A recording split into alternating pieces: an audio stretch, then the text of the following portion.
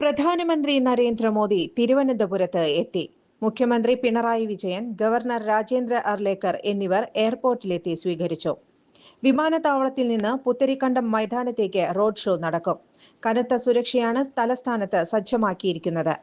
ഔദ്യോഗിക വേദിയിൽ വിവിധ കേന്ദ്ര പദ്ധതികളുടെ ഉദ്ഘാടനം നടക്കും. കൂടാതെ അമൃത് ഭാരത് ട്രെയിനുകളുടെ ഫ്ളാഗ് ഓഫും ഇന്നൊവേഷൻ ടെക്നോളജി ആൻഡ് എന്റർപ്രണർഷിപ്പ് ഹബിന്റെ തറക്കല്ലിടലും പ്രധാനമന്ത്രി നിർവഹിക്കും.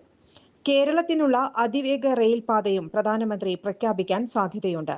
മോദിയെ കാണാൻ നിരവധി പേർ റോഡിന്റെ ഇരുവശത്തുമായി തടിച്ചുകൂടിയിട്ടുണ്ട്. അതേസമയം പ്രധാനമന്ത്രി നരേന്ദ്രമോദിയുടെ സന്ദർശനവുമായി ബന്ധപ്പെട്ട് തിരുവനന്തപുരം നഗരത്തിൽ ഗതാഗത ക്രമീകരണം ഏർപ്പെടുത്തി. നഗരത്തിലേക്ക് വരുന്ന എല്ലാ വാഹനങ്ങളും നഗരാതിർത്തിയിൽ സുരക്ഷാ പരിശോധന നടത്തും. ഇന്ന് രാവിലെ 7 മുതൽ ഉച്ചയ്ക്ക് 2 വരെ ഗതാഗത ക്രമീകരണം ഏർപ്പെടുത്തി. ഈ സമയം പ്രധാനമന്ത്രി കടന്നുപോകുന്ന റോഡരികിലെ പാർക്കിംഗും നിരോധിച്ചു. പ്രധാനമന്ത്രിയുടെ റൂട്ട് സമയത്ത് പ്രധാന റോഡുകളിലേക്ക് വരുന്ന ഇടറോഡുകളിൽ ഗതാഗത നിയന്ത്രണം ഏർപ്പെടുത്തും. രാവിലെ 10 മുതൽ 11 വരെയും ഉച്ചയ്ക്ക് 12 മുതൽ 1 വരെയും ഗതാഗതം വഴിതിരിച്ചുവിടും. ബിസിനസ് നേർവഴിക്ക് നടത്താൻ വ്യാപാരികൾക്ക് കൂടെയുണ്ട് ശ്രീധര.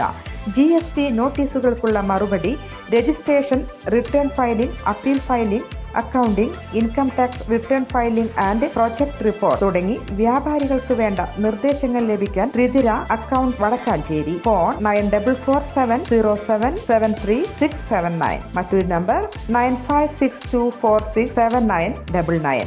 കൂടുതൽ വാർത്തകൾക്ക് ഞങ്ങളുടെ ചാനൽ സബ്സ്ക്രൈബ് ചെയ്യുക. ഫേസ്ബുക്ക് ഫോളോ അപ്പ് ചെയ്യുക. വാർത്തകൾ